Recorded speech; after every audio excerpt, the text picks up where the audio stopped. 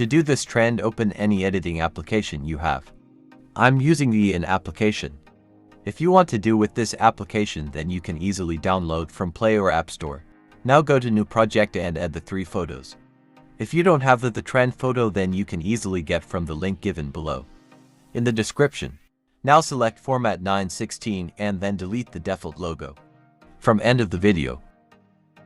Now add audio. If you don't have the audio, then you can get from the link given below in the description. Now set all the 3 photos to the time duration of 3.2 seconds. You can use the trim option given below to set the duration of the photos.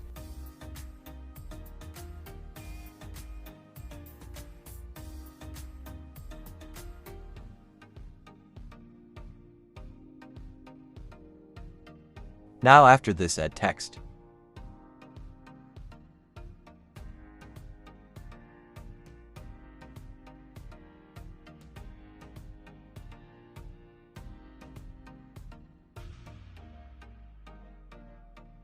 Now first check your video and then export.